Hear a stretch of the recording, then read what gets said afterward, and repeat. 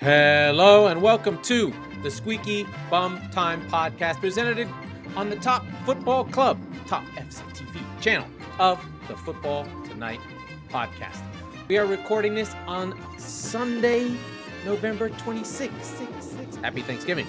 I am your host, Laurent Courtines. In this episode, Spurs win but lose again as Villa join the top four. Newcastle put Chelsea back in their place in Chelsea's worst performance of the season. And United score the goal of the season against a defiant Everton. But first, Liverpool claw back a draw against City to stake their claim on the title. But before we do that, please like, share, and subscribe. Like, share, and subscribe. We need you. We love you. We've got to have you on the show, part of the show, all over the show, and we're going to go through the scores in just a minute. But let us first go to the Liverpool game against City.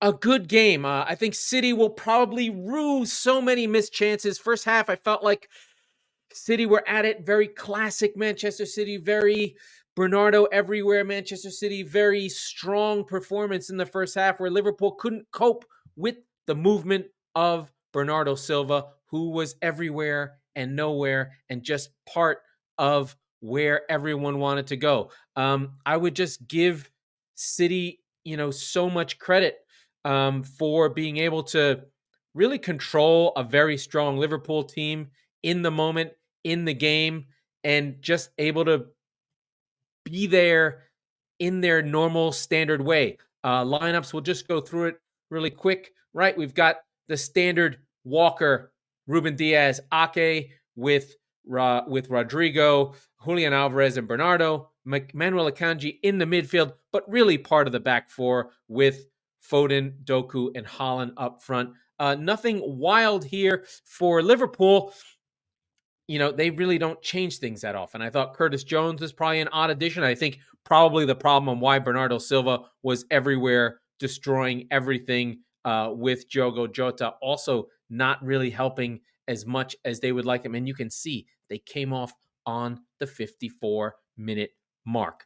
I'm still working at figuring out how to make these screens look a lot better while we're trying to show what happens. It's getting a little bit better, but we'll run through the scores as we go through it.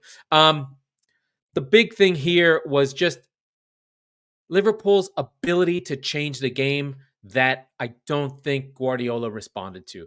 So first half, City being their dominant self, they get the goal from Haaland on a mistake from Alisson. Alisson had a really poor game in distribution. He did make a huge save against Foden, but in terms of distribution, he was really bad. And I think you could see the difference between Ederson and Alisson.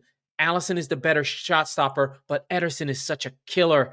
Ederson is such a killer distributor of the ball.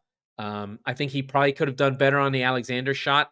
It wasn't a hard shot, but that's where they were. How did I feel during this game?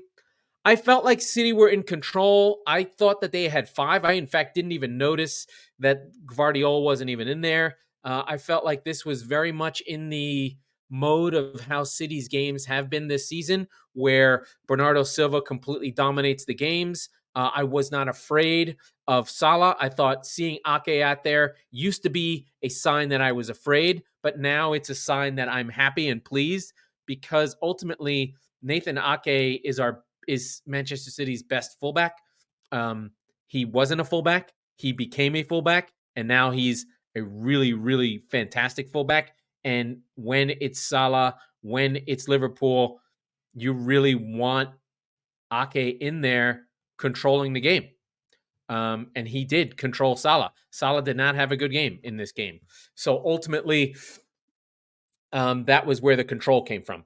The Haaland goal was set up by Ake, actually jinking through both Szoboszlai and Trent Alexander-Arnold. Trent Alexander-Arnold doing his best impression of a traffic cone. This is what he does. He's not a natural defender. I know it's okay, Liverpool fans. He doesn't have to be the greatest defender of all time, but he can't drive out lazy legs. So in that case, he did just stick out a foot. After Slobozai kind of half got him, I got the sense that one of them was going to decide which one was going to pick him up, and neither of them did. And in that case, he fired the ball into Haaland, who was in the right half space, turned and fired. Boom. Nice goal. Didn't quite get it, but Alisson couldn't get a hold on it, and Haaland has. Let's just get this right. We really have to stop for a moment as I pause. Erling Haaland is the fastest to 50 goals in Premier League history. That doesn't mean, we go back to League One last 100 years. I understand that. But he broke the record by 15 games. Andy Cole, way back in the early 90s, in the first 2 seasons of the Premier League, he scored 34, then another 25. And those were his 2 great seasons. He never scored that many goals again when he was with Newcastle in the first 2 seasons of the Premier League. Andy Cole was fantastic. He did go to United and win things, but he was never as prolific a goal scorer ever again. But he set that record by 15 games.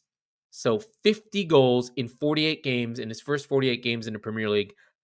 I think it's pretty safe to say that record won't be broken unless there's a Lionel Messi type that one day comes to the Premier League. So really something else that you can see from Haaland. He's just one of the most incredible players ever to grace the Premier League, and we should all be really freaking pumped that he's in the division. He, that's his record right there. 48 appearances, 50 goals, player of the season, golden boot winner, all these things. We see all his records immediately. Just one of the all-time great players. I mean, that is ridiculous right there. 13 and 14, 30, and he's not even having a good season this year. No De Bruyne, no party. So we already are seeing an incredible performance from him. But I don't think this is about City's performance. I know no one believes me, no one cares, no one wants to hear it. But City are not the same City you think they are. They are methodical. They will choke you out. They are a team that wants control, but they were depleted, and their control players weren't available. So Kovacic, who controls the ball and turns things around, I know you'll hear the word pausa. No pausas on City's side. So Bernardo Silva really had to do that on his own. Doku was trying to go a little bit slower. Maybe Pep gave him that instruction, but I really didn't like what I saw from Doku. He was the main outlet, and he kept on going at Alexander-Arnold, but he kept on taking 1 or 2 touches too many. And I think that actually he didn't have a good performance, even though his dribbliness was dribble fantastic. He took too many touches all the time, slowed things down. And one of the juxtaposed differences is the way Grealish slows things down versus the way Doku does. Doku doesn't want to slow things down naturally. Grealish does want to slow things down and make those crosses. On the other side, Foden had an okay game in the first half, had good shots, 2 really good shots at Alisson. One was an incredible save. But second half, this was all Liverpool. Klopp made the changes on 54. Out came Jones. And that really changed the game. Out came Jones and out came Jota, on for Diaz and Gravenberch. Gravenberch is better than Jones. I was able to carry the ball, was able to get more control. And then I think Liverpool became more aggressive. They became more like, hey, we can win this game. We're only down a goal. We had a bad first half, but we're Liverpool goddamn football club. Let's go win this thing. And I think second half, they really put those charges in. The goal from Trent was really good on 80. Deserved a nice finish. Low backlift, bing, bang, boom, very quick. Nothing really City could do there. Although I do think I do want Ederson to make those saves. Just make the goddamn saves. For the narratives, for our stories, this is a big point for Liverpool.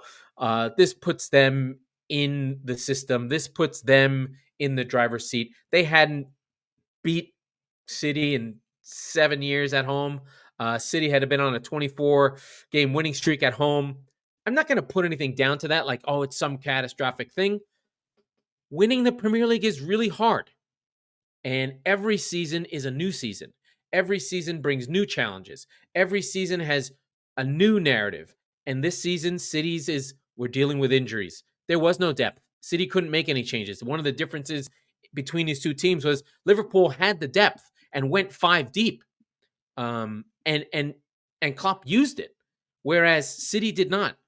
Pep went that same 5. So when Pep complains about too many games, shut up. You're not even making any changes. I'll tell my coach to shut up. We went the same team, and City basically petered out and didn't really have that push, that drive to go get a winner, honestly. It didn't feel like they were ever going to get a winner. Although late they had some chances. Obviously, this is Liverpool, this is City, this is the Nuevo Clásico. But it was kind of a tactical stalemate. City doing their control in the first half, Liverpool getting their 1-goal lead, and then it kind of being going out with a whimper. I'm relatively happy with the draw. I know people don't want to hear this. City won the treble last year. I don't care. We won 3 leagues in a row. I don't think we're going to win 4 leagues in a row. It's too mentally crazy to happen. Although the cavalry is on the way for City, my understanding is that Kevin De Bruyne's probably a month away. By then, the business end of the season, I think if City can stay in touch, stay in this top group, this pack that's not pulling away, but I think we can all agree that Liverpool, Arsenal, and City are the 3 best teams, and we'll have a little bit of a fight down the stretch. That getting Kevin De Bruyne in the back half of the season is just going to be an immense difference. It's just going to change everything for City. For Liverpool, they can puff their chests out. They can feel like they're in a better shape. They're probably a little bit short, if I'm being honest. You can't have draws at Luton. That just can never happen if you want to win the title.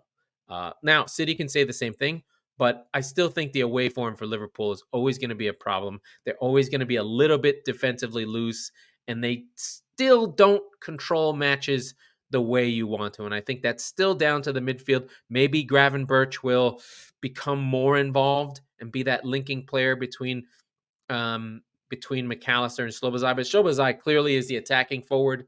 McAllister as a 6 is still not there. They still need someone who thinks about protecting the back 4 more. Even though Van Dijk is fantastic and seems to be back to his form, Matip, I don't know. He's always about 2 games away from an injury. We know about Trent.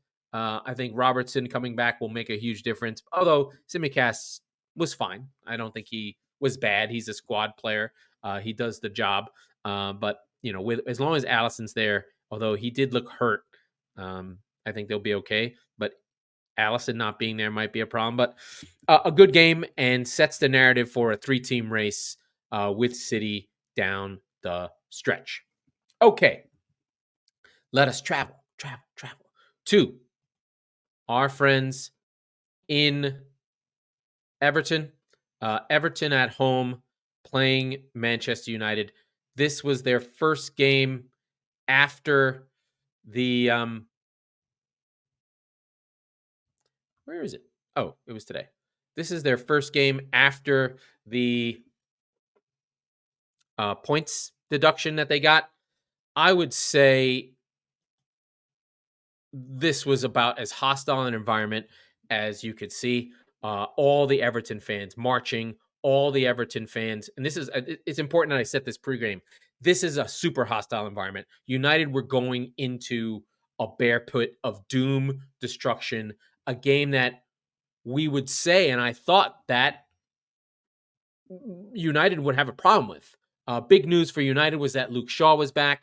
Most of the same players were back in the side. Let's just get the lineups very quickly.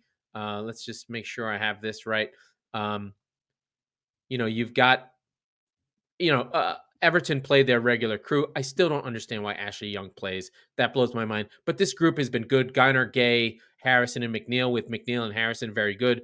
Calvert-Lewin and Decore have really had Everton playing well. They've won 6 of 10 in their last 10 in all competitions. So you'd think, they were in good shape.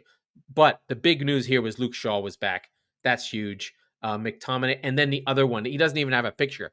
Kobe Mino was fantastic in this game, but also a surprise. But going back to the environment, this was an Evertonian moment that Everton had to show who they were, what the club meant to them, and what it meant to football. I think that these types of moments are massive. And I don't think I've gotten too far into the points deduction thing for Everton. I think it's bullshit. I think it's completely unfair. I think the idea of a sustainability program for Premier League clubs that could potentially bankrupt the club is a lie. So, Everton, if you don't know, have had a 10-point deduction taken off them for breaches in financial fair play, whatever it's called, sustainability and awareness, blah, blah, blah. Something that the clubs all made up and agreed to screw each other over. But this fight from the Evertonians was real and important. They showed what the club means to them. They showed. Where did my game go? It left me. They showed fight. They showed spirit. The stadium was loud. The stadium was full on supporting of Everton. And that is the environment that Man United went into. And Garnacho just completely ended it. In what has to be the goal of the season, Garnacho just on the three-quarter volley on a cross from not Rashford. Rashford set it up. But anyway, whoever set it up, three-quarter volley, better than Rooney's. It's going to be an all-time goal. It will be remembered for I was there. The goal is just, it's from Dalot. Dalot on the cross. An all-time goal. And Garnacho just completely silences Goodison. And I think that moment really does end the kind of bear pit mentality for Everton. At that moment, it's over. The crowd is silenced. They're out of the game. And I think from there, that gave the United team confidence that even though it was really just a moment, and I don't think United were particularly good. I mean, they were United. I think they're way more defensively solid. I give them a lot of credit. Will give them credit after I go through this. After they scored that goal, they were able to play, and Garnacho played with energy. But they took Everton's crowd out of the game, and then it just made it another Premier League game. And if it's just another Premier League game, United is better. And Mino really made a difference in the midfield. Luke Shaw really made a difference at fullback. I mean, we know about Wan-Bissaka and Dalot, but each time another player comes in of another level of quality, it changes the game for United because some of the depth on the team, like Wan-Bissaka can't pass. And so teams just sit off on United, wait for Wan-Bissaka to get the ball and press him. So the whole offensive structure doesn't work. All the passing, all the control goes out the window. And I think from there, that allows for United to have the bad performances that we've seen.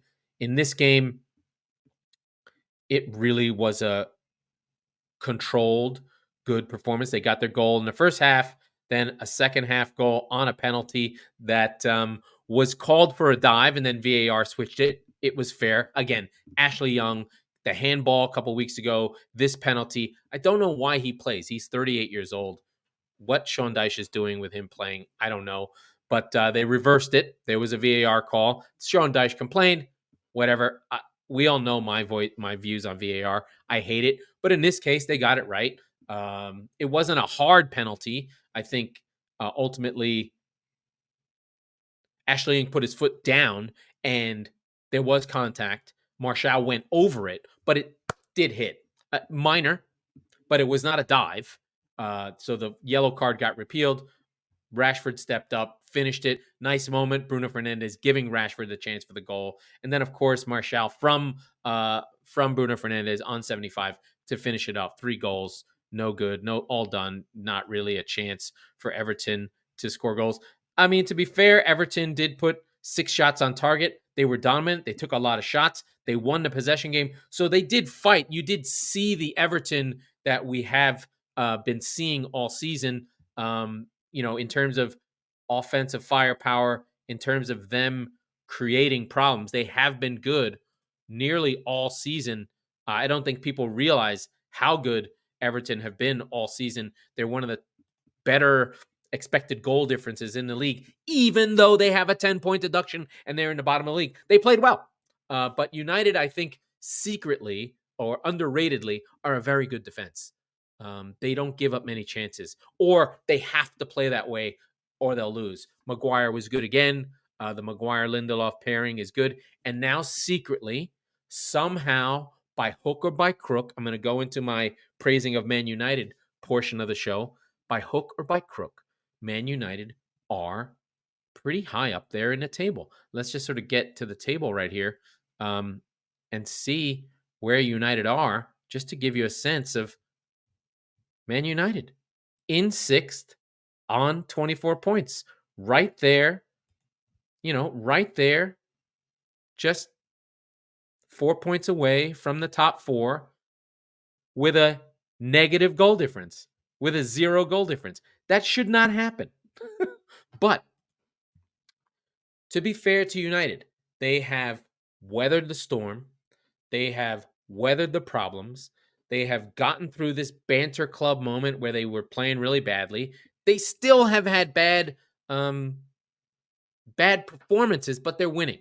Now, I did point out to John in our chat that their 5 wins have been against Brentford, Luton, Sheffield, Fulham, and Everton. That's 4 of the bottom 5. And Fulham are there or thereabouts. So you only have to beat who you're in front of. All those things are true. But they got the wins they needed while they were injured to get to where they needed to go. Big things for United here. Getting the front players scoring. Martial, Rashford, Garnacho. Those are like the 6th through 9th goals from their front players in the whole season.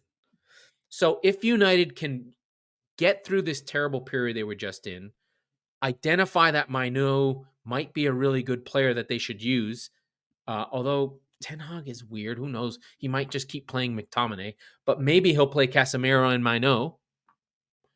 Maino, only 18 years old, from Stockport, just like Phil Foden. So Manchester vibes in the area. I respect it. I mean, as much as I don't want to love it, it's cool. But it is good to see young players doing well for United. That's part of their DNA. So we saw Maino, we saw Garnacho, we see Rashford. These are important players. McTominay. They carry on that legacy of the club. They've weathered this difficult period. They've gotten their 5 wins. Now they have a big week. They've got this game that they won. They go away to Galatasaray, a must-win of must-wins. Right now, they're last in their group in the Champions League. They must win that game. Then away to Newcastle. Now, I don't think the away to Newcastle game is a game that they have to win because they've put some good will together. They have to play well. They have to show spirit. They have to show togetherness. They have to show that when they play good teams, they don't just get the doors blown off them. But United in a good place for the moment. Everton, I think they've been hard done. I don't like FFP. I don't like restrictions. I don't like any system that locks in money. Either have a real salary cap and have a real system in place, but don't give me this half-assed, some teams get it, what the penalty deduction is. There's no ruling. Like, show me the grid. Show me the system. Show me what this thing is that I have to do so I can stay out of it. But the idea that there's some amorphous committee that just decides arbitrarily who gets the axe is so English. It's gross. Like, hurry up. Give City their penalty. Give Chelsea their penalty. Show me what it is. Tell me how it works, and I will avoid it.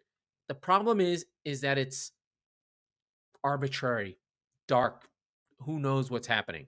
And I think that's why Everton fans are so upset. Let's call it what it is. They're being made an example of, and it should really be a 3-point deduction. 20 million. 20 million's nothing. 20 million is a shitty left back.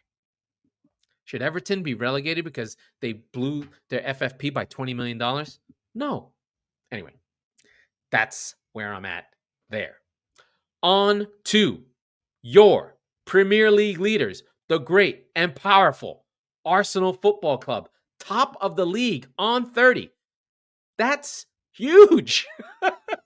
Arsenal, top of the league on 30, with an unlikely hero of the moment, Mr. Kai Havertz, who I said is the worst $80 million player ever in Premier League history. But cometh the moment, cometh the man on 89. There's Kai Havertz with the stooping header in the back corner.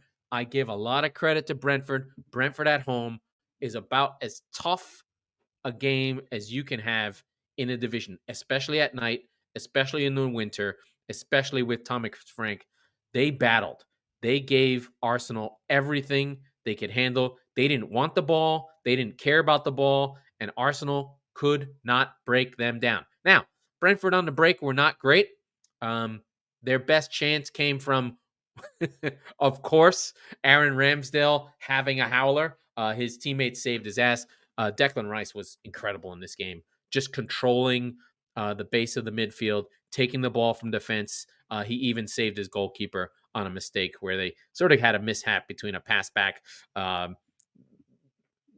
Wisa and Buomo just couldn't get their feet sorted out to get a good shot on goal.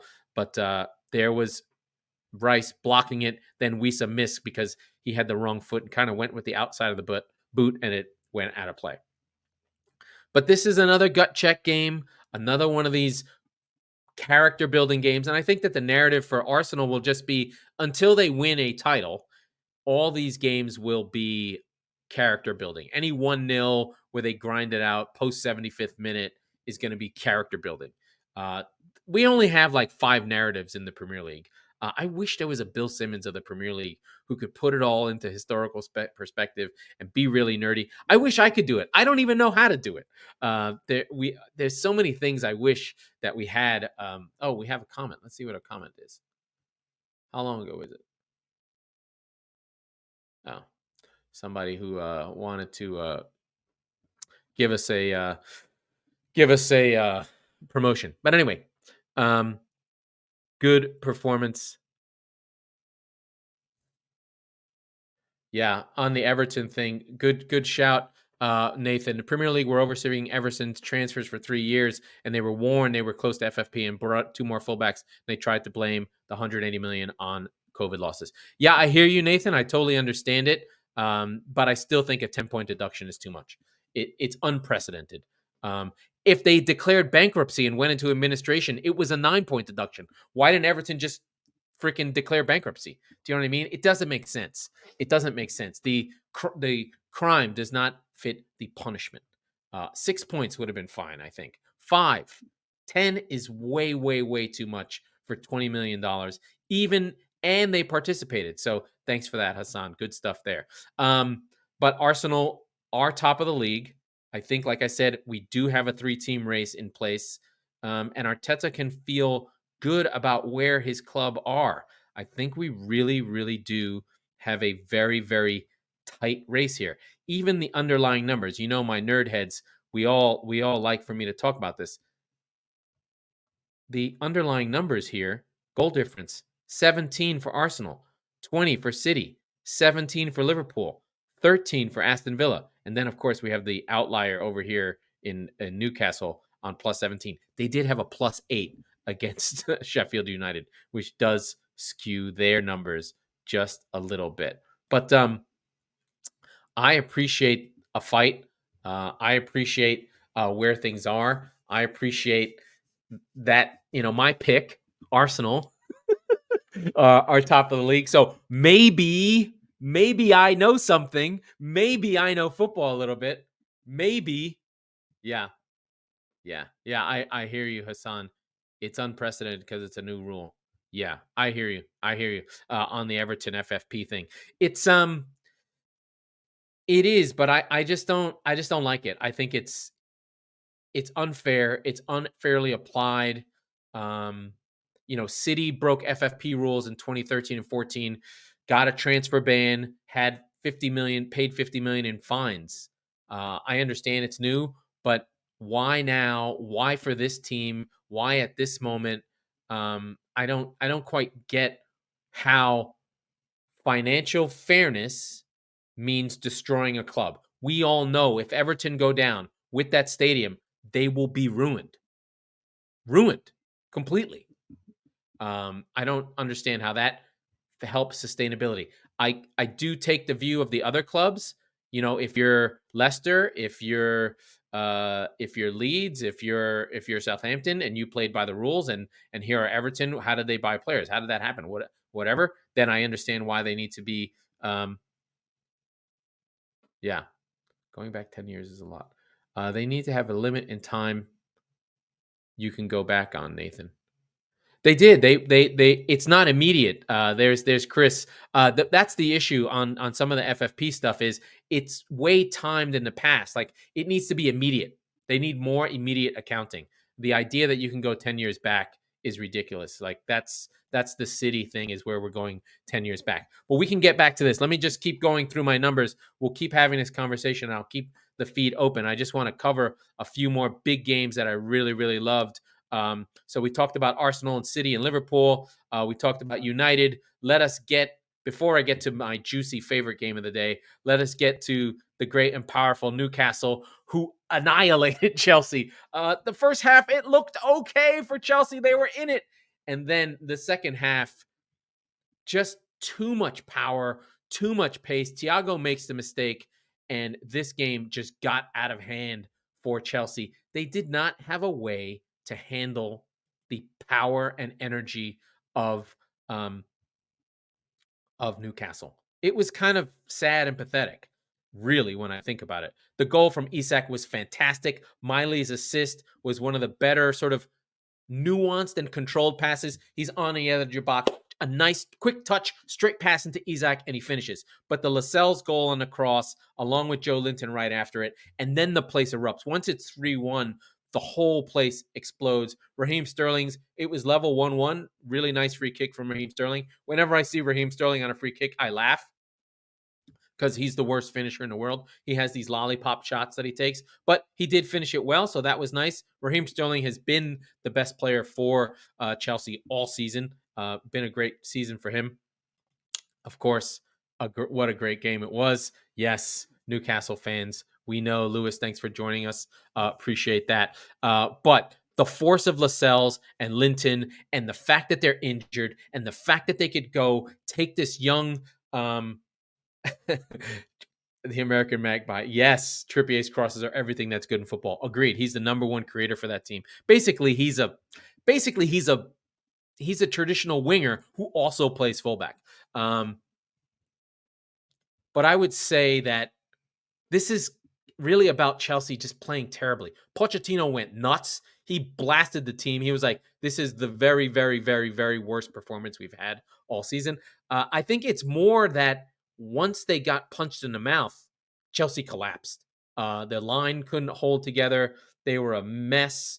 They couldn't handle anything. And then Anthony Gordon, again, on a really nice goal from Almiron, just to put the cherry on top. Anthony Gordon, player of the season for Newcastle, maybe? I think so. That front line attack came from Everton. Would have been nice if they still had him. But nice to see Isak there. Nice to see Miley there. And just the not complaining by Eddie Howe that his team reflects a no-nonsense attitude, especially at home, where they roll up their sleeves and they go to work. No matter what player it is, no matter who's in the side, 20-year-old, 28 years old, 30 years old, 16 years old, I don't care. You're in Newcastle United. You play for the shirt. You play for the city. You play for the cathedral on the hill. And you don't cheat the supporters and you don't cheat your teammates. You give 1,000% work. As much as we can sort of criticize Almiron in the past, he always worked. Or Jacob Murphy, he always works, even without Longstaff. That ethos of the team brings a spirit, and it happens. Joe Linton also embodies that spirit, and it's just a killer team, especially with the unbelievable skill of Isak up front. When he gets the ball, he can really make things happen. But yeah, amazing performance. I wasn't a believer in Gorder, but I admit, but damn, he has proved me wrong. That's what you have to do. Yeah, 3 keepers on the bench. All these things are true. Nothing was available. Nothing was there. And now they have the biggest game of their season on Tuesday against PSG in France. I want to see them play like this. Don't be weak. Don't play for a draw. Play in Paris like it's St. James's Park, like it is home. Listen to the Geordies in the Parc des Princes. Bring as many as you can. Bring as many as you can. I'm going to Paris. Go to Paris. Everyone should be at Paris. Bring a knife, stab an Arab. No, I don't mean that. I'm kidding around. Don't stab anyone. But it's going to be tough. But really, how good is PSG really? They have Mbappe. They have Mbappe who doesn't work. Mbappe who I think he can be intimidated. So I'd like to see Trippier bomb up field, make Mbappe work, pin him back, because if Trippier is given time and space, he'll get the crosses in that would allow Newcastle to beat PSG in France. PSG don't play anything like Newcastle, right? They don't understand what kind of force is available. And if they try and play, they've got to earn the right to play. And I think if Newcastle can punch them in the mouth, we'll see a period there where they can win this game. Have scored the most four games. Not sure if it's true. Doesn't matter. Print the narrative. The Geordie boys are taking over. Oh, we've got the whole Newcastle crew. Look out. It's all crazy now. I do want to give a minute for Chelsea. I think this is normal. I think Chelsea are going to be up and down all season. It's going to be a problem all season for Chelsea. They're going to have moments. They're going to have moments at the end of the day where they feel good. They're going to have moments where they have amazing performances. And then they're going to have moments where they go away to St. James's Park and lay an egg. Reece James getting sent off. He's the captain. What are you doing? It was a little bit of a pullback on Anthony Gordon, but not enough that I would say he should have been sent off. But this is a team of ill discipline. Pochettino has always had this problem. Even his Spurs team would get into hijinks because they play on emotion. And when you have a young team that plays on emotion in an emotional game, they're always going to be in trouble. Yeah, I agree. It was a soft yellow the second, but he did pull him back.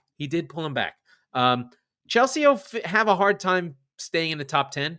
The talent will keep them there, will give them the moments that they need. But this team is not good.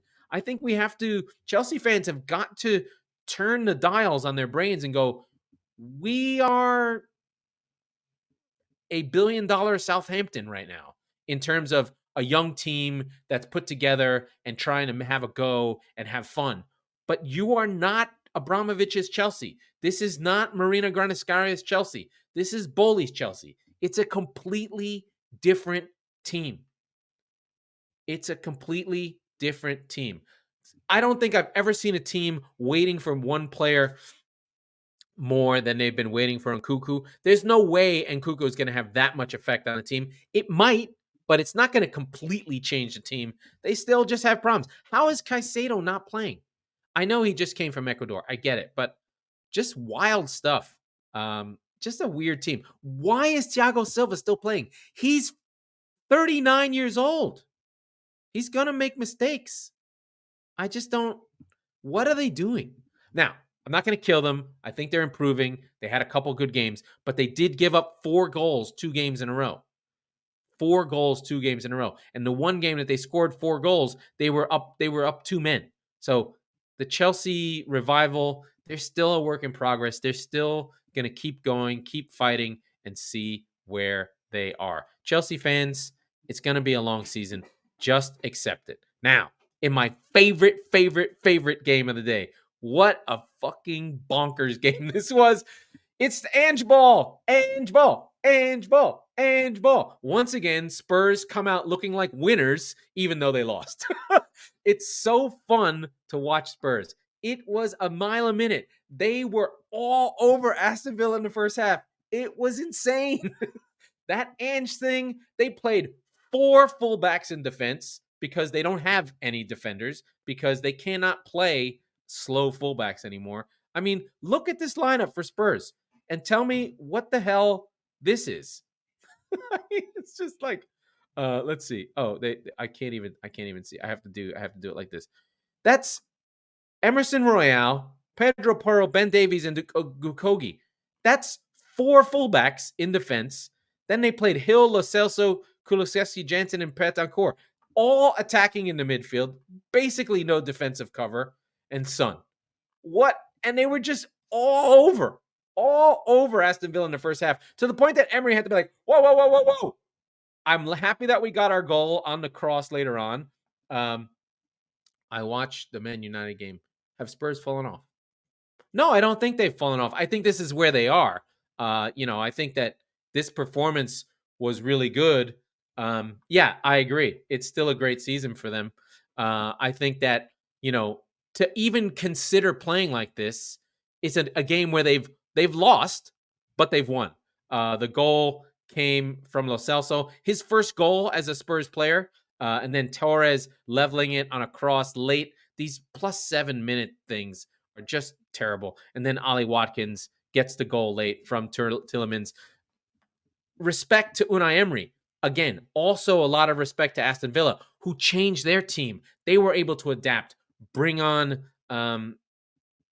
Tielemans, and bring on, who's the other guy? The Jamaican guy, the Jamaican fella. I have to find his name because he made a difference as well. Let's make sure. Aston Villa, what's his name? I mean, these guys all got pulled off. Matty Cash at halftime because he was getting abused. Diaby at halftime because he was getting abused. So Leon Bailey and Tielemans came on. Sorry. They completely changed the game. And, Unai Emery was able to see what was going on in Ange ball and be like, not so fast, Ange. We're gonna change this thing and make it for them. Yeah, agreed, Chris. It's still a great season. Still a fantastic season.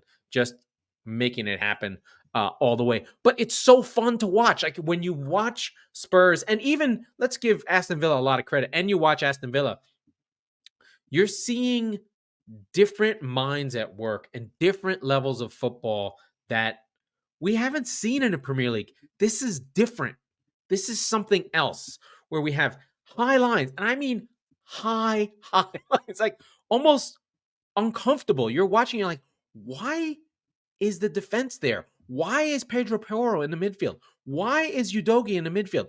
Why is Emerson Royale playing defense? Incredible stuff by both teams. Konza and Pau Torres are way, way, way up. But, it makes for incredible watching, to the point that you can go back. If there was a game to go back and rewatch, just go on screen and rewatch this game. It's insanity and so fun. And that's the reason I think there's a lot of narrative online of like, why are Spurs getting so much praise for what this team that has lost 3 in a row? Because they embody the joy of football.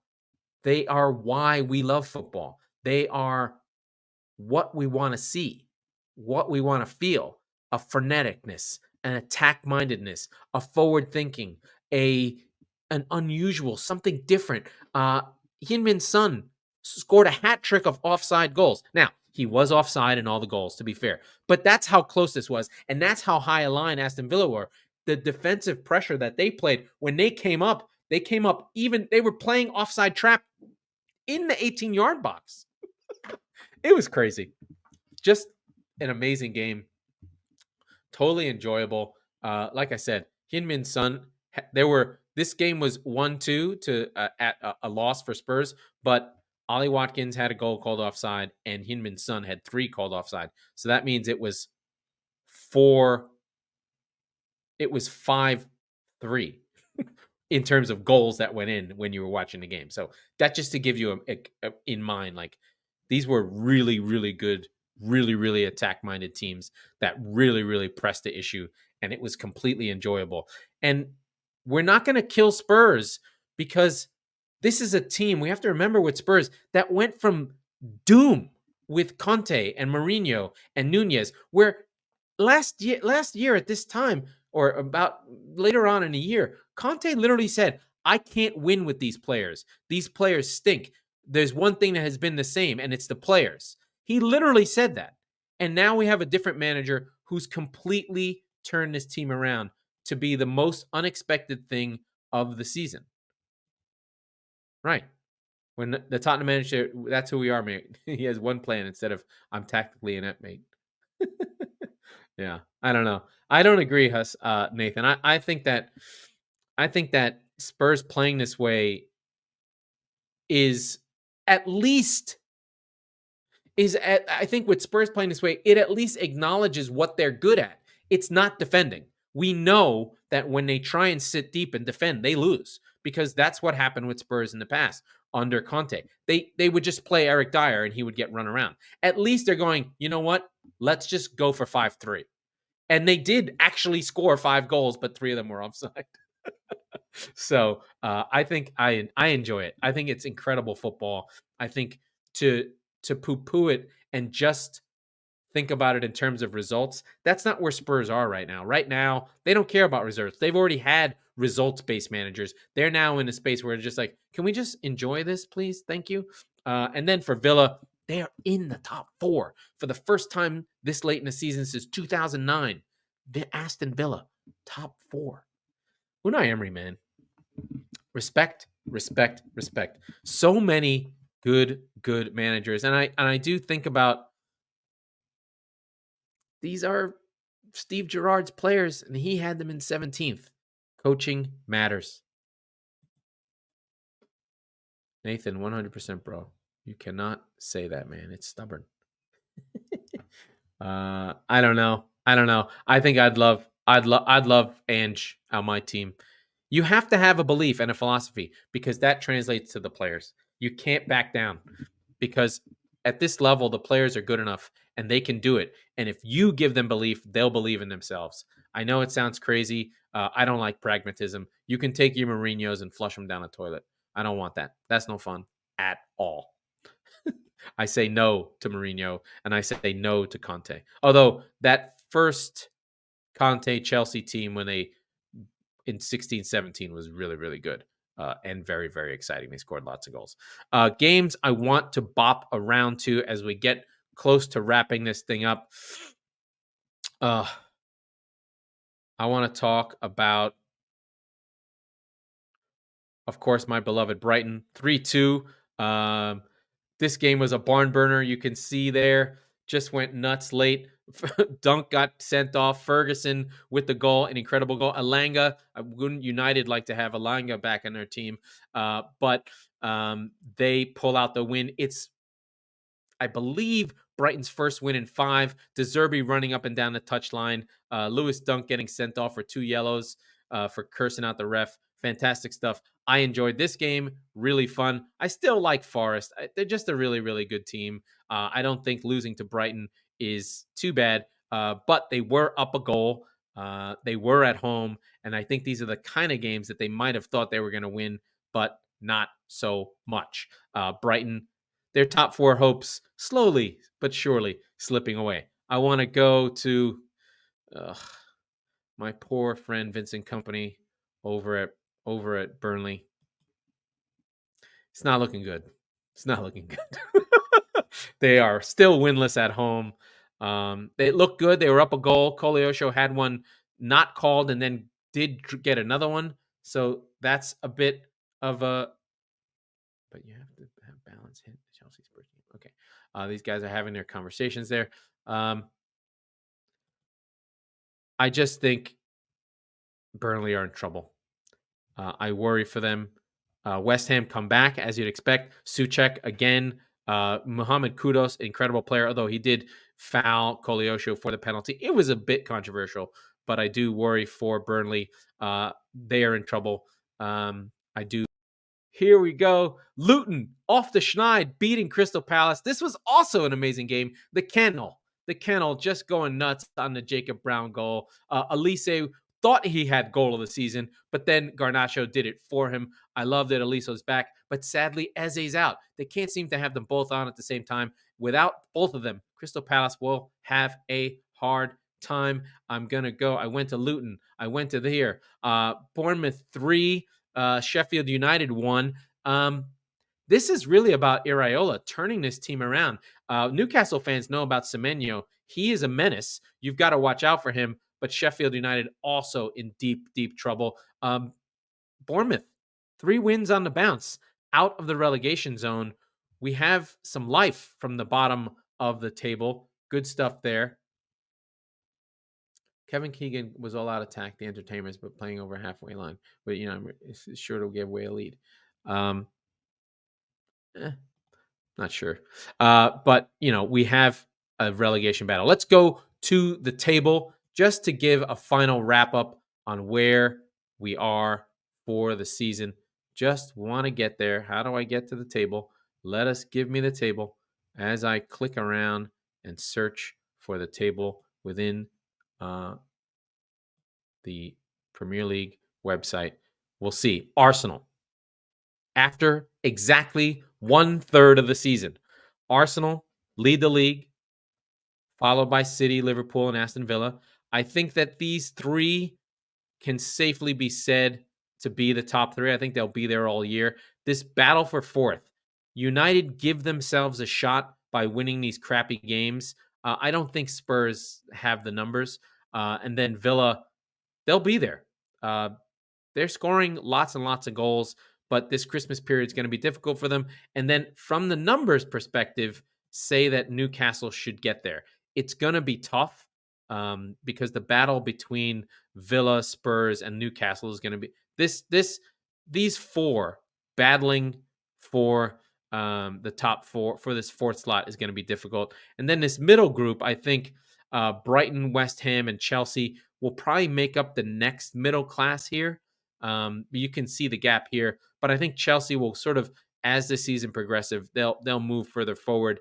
And then we have, I think, the safe teams in Brentford and Wolves. I love me some Gary O'Neill. Wolves play Monday. Palace have been slipping, but I think they'll be okay.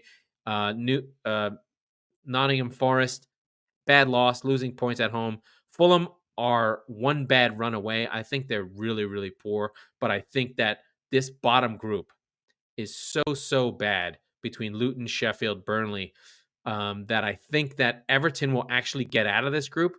They'll chase Luton down, and it will be between Everton and Luton as to who goes down. We know Everton have quality, but Luton have been given a lifeline. Otherwise, they'd be in this bottom three.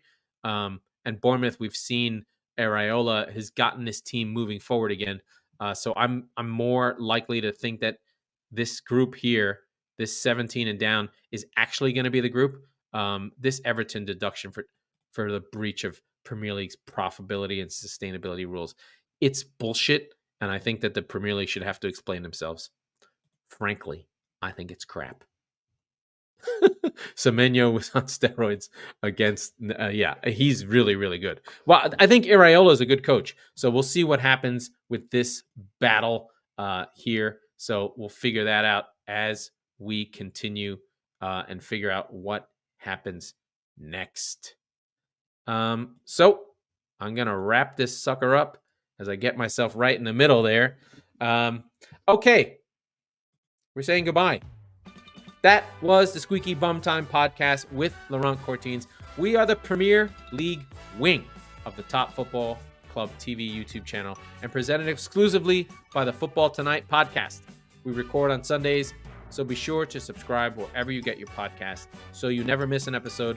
And if you're listening on Apple or YouTube or wherever, please rate and review the show. It means everything to us, and Chris and I will be on again tomorrow. Speak to you then.